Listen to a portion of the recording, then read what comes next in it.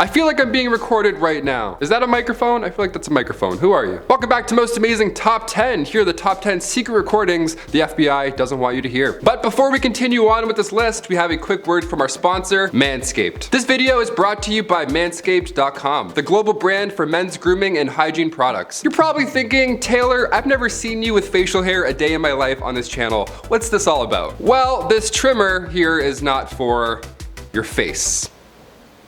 Yeah. Manscaped just launched their new Lawnmower 4.0 waterproof electric trimmer, and now you can get the ultimate Manscaped experience when you purchase their new Performance Package 4.0 bundle. With the Performance Package, you never have to worry about a complicated, multi-step grooming regimen ever again. No more yoga in the shower while you use a disposable razor. You know what I mean? That's not ideal. We're in the future now. We can upgrade. It's time. This is an all-in-one kit that includes all the tools to perfect your grooming experience. From your morning shower to your late night, oh, I forgot I have a date tomorrow, whoops, routine. The Lawnmower 4.0 has replaceable ceramic blades with skin-safe technology and a built-in LED light to help you trim with confidence. With the new wireless charging system and a new travel lock feature, it's about time you upgrade your trimmer game. Lose the wires, like, look at this. Also, that many wires near your sink, that's just a hazard, come on. The new Performance Package 4.0 bundle now includes their new Weed Whacker nose and ear hair trimmer. All that hair, gone, poof, all in this one package. Honestly, this thing is a game changer. Don't sleep on nose hairs. They exist too, okay? They need some loving. Avoid painful alternatives like plucking or waxing.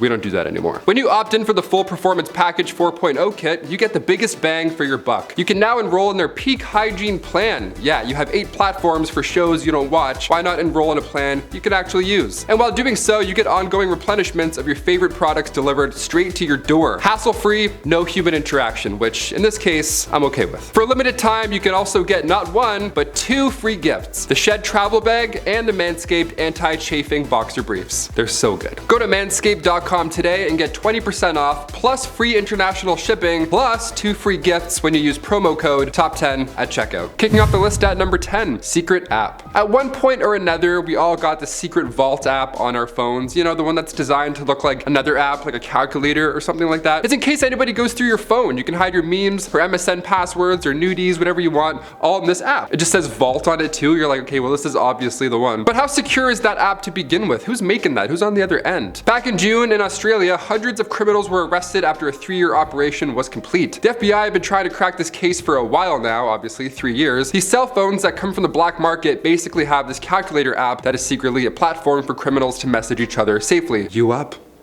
Heist? Question mark? Rose emoji? Shipments, trafficking weapons, contracts, just horrible stuff with horrible people, but the FBI was able to intercept over 20 million messages in over 45 different languages. That's a lot. Operation Trojan Shield. Yeah, you might want to go delete those old pics in that free Vault app you got 10 years ago. Yeah, you never know. Go take a look. You might still have it. Right next to Jelly Car. Delete both. Number 9, Governor Rod Blagojevich. Back in October 2008, an FBI investigation towards Governor Rod Blagojevich had began. It all began when one of the governor's associates tipped off the FBI that Rod was promising official favors in exchange of campaign or personal funds. Yeah, that's a no-go in the world of an Illinois governor. You can't do that. So the FBI tapped his office and started recording his phone calls. They recorded him for 7 weeks, and after that point, they had more than enough evidence to arrest him come December 2008. Of course, he was also impeached. Recordings didn't sound great as well. There was lots of profanity, lots of talk about this new job as governor and all these bribes that he could now maintain in the future. Rod Blagojevich was convicted of 18 counts of felony corruption by time 2011 rolled around, including soliciting bribes, attempted extortion, wire fraud, just a plethora of horrible stuff. He was sentenced to 14 years in federal prison, and on top of that, he had to pay fines of up to $21,000. Number 8,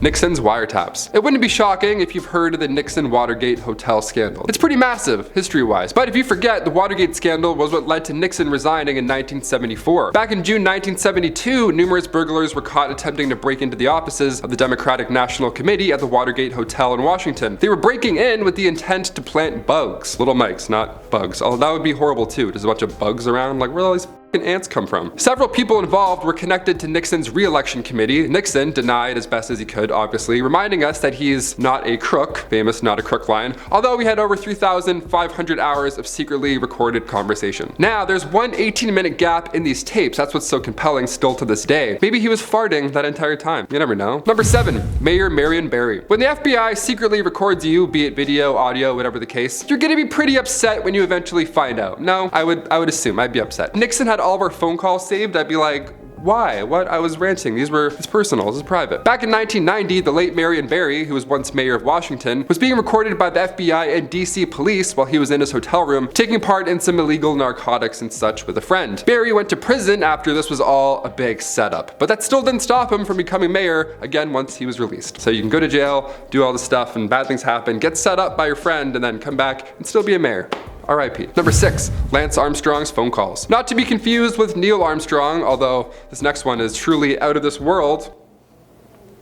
I had to. Lance Armstrong. Lance won the Tour de France 7 times from 1999 to 2005. Impressive, 1000%. I can't even imagine. My legs get tired walking up a hill, let alone cycling this fast and far. Oh my god. It's more than likely you've heard about some happenings with Lance, some scandals and such. In July 2004, Greg LeMond, also a Tour de France winner, he secretly recorded himself having a conversation with Stephanie McIlvaine. Stephanie overheard a conversation previously where Lance was in the hospital being treated for testicular cancer. She admitted on the phone that this is what she heard. Lance admitted to using steroids to a doctor that day. Now this is pretty meta because this is like a confession of something that was overheard in a phone call. It's literally broken telephone at this point, and Armstrong insisted this conversation with medical staff never happened to begin with. But come October 2012, the anti-doping agency confirmed Armstrong had been using throughout his career. The Tour de France then stripped him of all of his titles. Number 5, Hoover and JFK. This one goes pretty deep. Officials tapping officials. Back in the 60s, there was a file you would probably go to jail for trying to even see for yourself. Just by doing that, they'd be like, yep, you're going, see ya, go wash your eyes. This file was the FBI's official and confidential file. It was kept in the office of J. Edgar Hoover, and inside it was just a plethora of secrets. I'm talking about senators doing sketchy stuff, but one file showed that Hoover was taping phone calls with JFK. Hoover had enough dirt on everybody. That was his whole plan. And what he knew about JFK was that he was having an affair with a 25-year-old named Judith Campbell Exner, who at the time was also seeing mob boss Sam Giancana. So it's like a love triangle of like, wow, we shouldn't be doing this at all. In March 1962, Hoover told Kennedy over brunch that the FBI had tapes on him, and of course this affair. Odd that JFK didn't fire him until his death in 1972. That's a pretty odd thing. That's a loaded threat right there, to be honest. He's like, okay, I see that, and I'm not going to touch it. Enjoy your mimosa. I'm not going to do anything about this. Have fun. Just one bill, please. Number 4,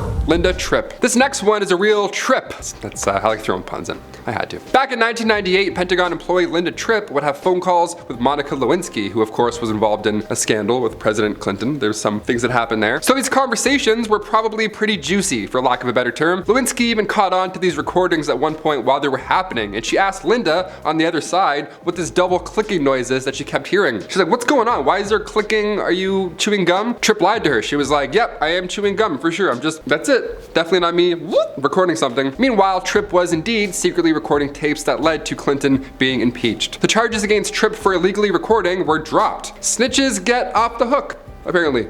That's wild. Number 3, Ralph Berger. Sometimes you get caught and then the city has your back and then you almost get away with it. It's shady and scary and all lies. But that's how it works, especially if you're Ralph Berger. This attorney was under investigation. He was suspected of bribing public officials, so the police just had to listen in. They're like, oh, we have to know what's going on. They tapped Berger's calls for 2 months. Lo and behold, proof was found. Thing is, Berger had rights, so this was tricky at this point. He argued for the courts to throw out the case by arguing his 4th Amendment rights were exploited. He claimed a mistrial in order to dodge corruption charges, and it worked. New York was on his side at this point, but ultimately the Supreme Court said this was legal and you are for sure a criminal. See you later, alligator. And then New York was like, I guess, yeah, he's bad. That's a good call too, I guess. I don't know. Number 2, Paul Manafort. You never know when the Russian mob may pop up and just start listening about. Former Trump campaign chairman Paul Manafort was under investigation under secret court orders. The FBI obtained a warrant to listen in on Manafort's phone calls back in 2014, and then come 2016, the FBI learned about possible ties between Trump associates and Russian operatives. He was the target of these FBI wiretaps before and after Trump's campaign because under the Foreign Intelligence Surveillance Act, the government can secretly wiretap if you can convince a judge that they're possibly agents of a foreign power. So if you're ever like, I think John's cheating on me, maybe he's an agent of a foreign power, just convince somebody and then you can go through his phone. And finally, number 1, Squidgygate. This one's not so much FBI, but it's pretty juicy. Odds are you haven't heard of it. Let's do it. Lady Diana married Prince Charles on July 29th, 1981. The wedding, of course, was was huge, it was televised, it was a flashy whole event. Diana was only 20 at the time. Can you imagine? 20 years old, wow. The pair had 2 children, Prince William and Prince Harry, but rumors quickly spread about how strong the couple really was behind closed doors. Adultery was rumored on both sides. Finally, come 1996, they divorced. Diana goes on to do great charitable work, but a phone call surfacing from 1992 still has us talking. The call was between Diana and childhood friend James Gilby. During this call, which went down New Year's Eve back in 1989, James called Diana Darling and Squidgy, those fun little nicknames, even confessing his love for her, in case we didn't catch that with the whole Squidgy nickname. Diana told him about how her husband made her feel awful and made her life just miserable, and then 2 ham radio operators just happened to overhear all of it and then